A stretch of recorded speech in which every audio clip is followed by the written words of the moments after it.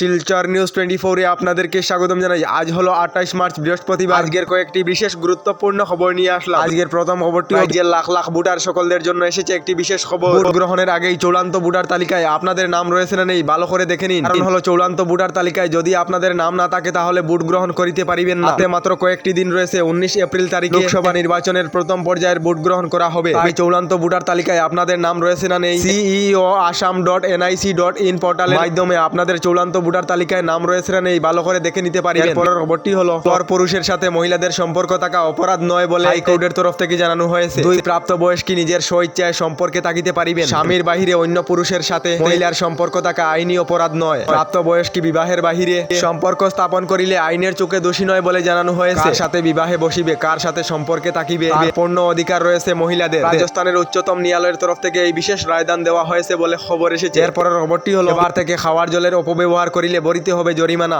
অপ্রয়োজনীয় কাজে খাওয়ার জল ব্যবহার করিলেই দিতে হবে জরিমানা। হোলির সময় খাওয়ার জলের অপব্যবহার করে জরিমানার সম্মুখীন হয়েছেন কয়েকটি পরিবার। একটি অ্যাপার্টমেন্টের অনেক পরিবারকে জরিমানা করেছে প্রশাসনে। খাওয়ার জলের অপব্যবহার করার কারণে প্রতি পরিবারকে 5,000 টাকা করে জরিমানা করা হয়েছে। খাওয়ার জল দিয়ে গাড়ি পরিষ্কার করিলে, ফুল বাগিচায় জল দিলে, খাওয়ার জল অপব্যবহার করিলে জরিমানা করা হবে বলে প্রশাসনের তরফ থেকে জানানো হয়েছে। এরপরের খবরটি হলো প্রতি ঘন্টায় 40 কিলোমিটার বেগে আসিতেছে ঝড় তুফান। রাজ্যের আবহাওয়া বিজ্ঞান কেন্দ্রের তরফ থেকে সতর্কবাণী জারি করা হয়েছে। ঘন্টায় 40 কিলোমিটার বেগে আসিতেছে ঝড় তুফান বলে আবহাওয়া বিজ্ঞান কেন্দ্রের তরফ থেকে জানানো হয়েছে। রাজ্যের বিভিন্ন জেলার জন্য আবহাওয়া বিজ্ঞান কেন্দ্রের তরফ থেকে ইয়েলো অ্যালার্ট জারি করা হয়েছে। আগামী 31 মার্চ পর্যন্ত রাজ্যে শিলাবৃষ্টি ও ঝড় তুফানের সম্ভাবনা রয়েছে। রাজ্যবাসীকে আবহাওয়া বিজ্ঞান কেন্দ্রের তরফ থেকে সতর্কবাণী জারি করা হয়েছে। এরপরের খবরটি হলো সিম কার্ড ব্যবহারকারীদের জন্য এসেছে একটি বিশেষ খবর। এবার থেকে সিম কার্ড ছাড়া আনলিমিটেড কল এবং আনলিমিটেড ডাটা ব্যবহার করতে পারিবেন বলে খবর এসেছে। বর্তমানে ফোনে সিম কার্ড না লাগিয়ে কলিং, মেসেজ এবং মোবাইল ডেটা সহ সব ধরনের সুবিধা পেতে পারেন। সিম কার্ড ছাড়া ই সিমের মাধ্যমে কলিং, মেসেজ সহ মোবাইল ডেটা ব্যবহার করতে পারিবেন। খুবই শীঘ্র এয়ারটেল, জিও, ভোডাফোন কোম্পানির গ্রাহকরা ই সিমের সুবিধা লাভ করিবেন বলে খবর এসেছে। এরপরের খবরটি হলো ভারতীয় স্টেট ব্যাংক অফ ইন্ডিয়ার গ্রাহকদের জন্য এসেছে একটি বিশেষ খবর। ভারতীয় স্টেট ব্যাংকের তরফ থেকে জানানো হয়েছে আগামী 1 এপ্রিল থেকে ভারতীয় স্টেট ব্যাংকের এটিএম চার্জ আরো 75 টাকা করে বৃদ্ধি করা হবে। অর্থাৎ 1 এপ্রিল তারিখ থেকে এসবিআই বার্ষিক অ্যানুয়াল মেইনটেনেন্স চার্জ 75 টাকা করে বৃদ্ধি করা হবে। এরপরের খবরটি হলো এখনো পর্যন্ত সরকারি শৌচালয়ের লাভ না পাওয়া লোকেদের জন্য এসেছে একটি ভালো খবর। যে সকলেরা সরকারি শৌচালয়ের জন্য আবেদন করেছিলেন তাদের মধ্যে অনেকেই সরকারি শৌচালয়ের প্রথম কিস্তি 9,000 টাকা লাভ করে নিয়েছে। আপনারা সরকারি শৌচালয়ের জন্য আবেদন করেছিলেন নাকি কমেন্টে একটি করে নিশ্চয়ই জানাবেন। খবর অনুযায়ী জানা গেছে সরকারি শৌচালয়ের জন্য প্রথম পর্যায়ে এবং দ্বিতীয় পর্যায়ের টাকা লোকেদের ব্যাংক অ্যাকাউন্টে কেন্দ্রীয় সরকারের তরফ থেকে দেওয়া হয়েছে। এবার খুবই শীঘ্রই সরকারি শৌচালয়ের জন্য তৃতীয় পর্যায়ে টাকা লোকেদের ব্যাংক অ্যাকাউন্টে দেওয়া হবে বলে খবর এসেছে। আপনারা যদি এখনো পর্যন্ত সরকারি শৌচালয়ের জন্য আবেদন করেন তাহলে স্বচ্ছ ভারত মিশন ফেজ 2 অধীনে আপনারা সরকারি শৌচালয়ের জন্য আবেদন করিতে পারিবেন। আপনাদের মধ্যে যদি কেউ সরকারি শৌচালয়ের প্রথম কিস্তির 9,000 টাকা লাভ করে থাকেন তাহলে কমেন্ট একটি করে নিশ্চয়ই জানাবেন।